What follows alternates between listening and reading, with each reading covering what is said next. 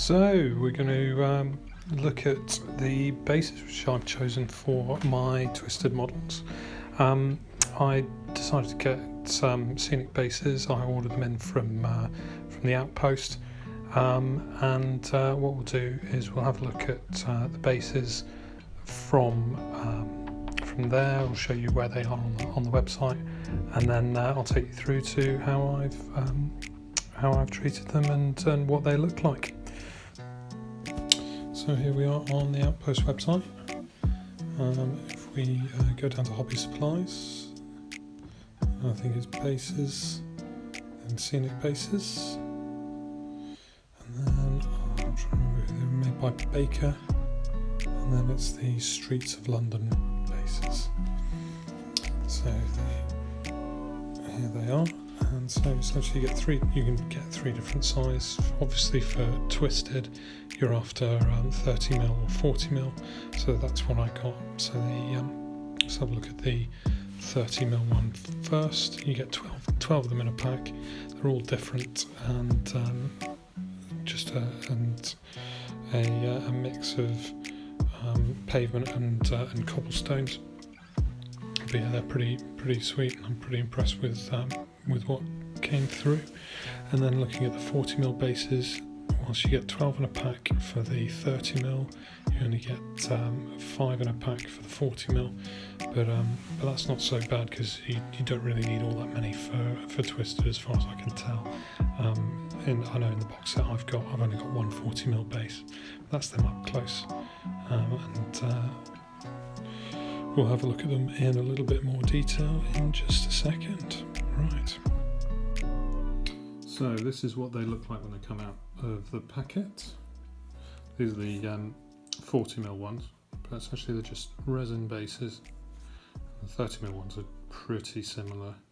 So you can see you've got like a pavement there. Let's get that focus right. You've got a pavement there, and then you've got sort of the main sort of street there. Obviously, depending on which one you look at, you get different patterns. So usefully, it's got like a little guttering in there, which is quite cool if you want to sort of add a little bit more detail. We'll get onto that when we see the 30mm ones all painted up in a little bit. So that's some of them. Cool, and there's just sort of plain pavement. Oh, sorry, that's plain street. There's one that's plain pavement as well. But yeah, so that's that. Let's get on to seeing what they look like painted, or how I painted mine.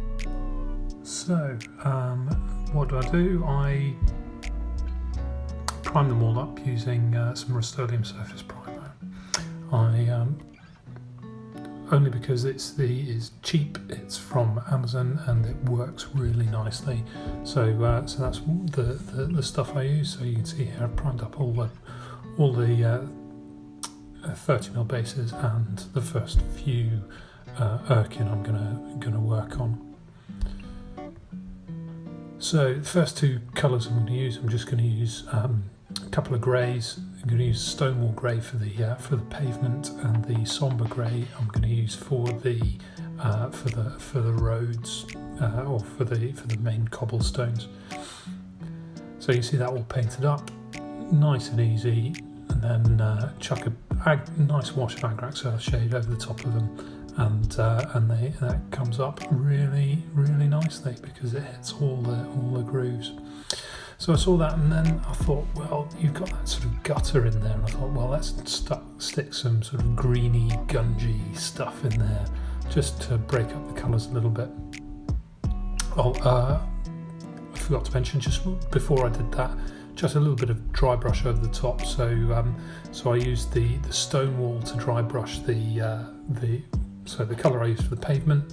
I used to dry brush over the normal cobblestones, and then I used some bone white from, again, a sort of Vallejo game colour to dry brush over the pavement side of it. So right, so let's look at the green gungy stuff. So start off with a bit of a dark green, and then I had some other greens which I then just chucked in there, so just a lighter shade.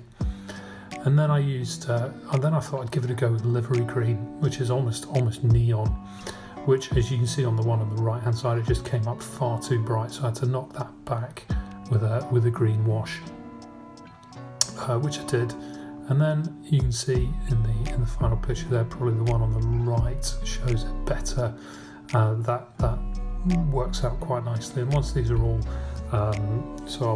once I've mounted the models on, and I'll stick a satin varnish over the whole thing.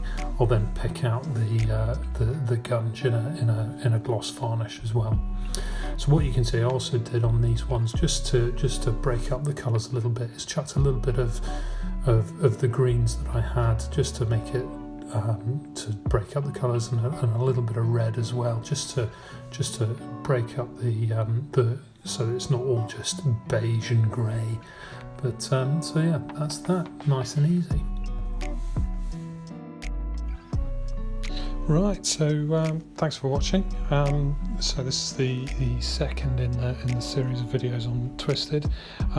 Obviously these are sort of, I'm developing how I'm doing these as I go along.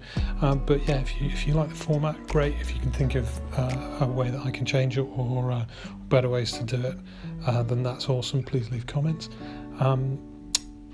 And I look forward to hearing from you soon. Alright guys, take care. Bye.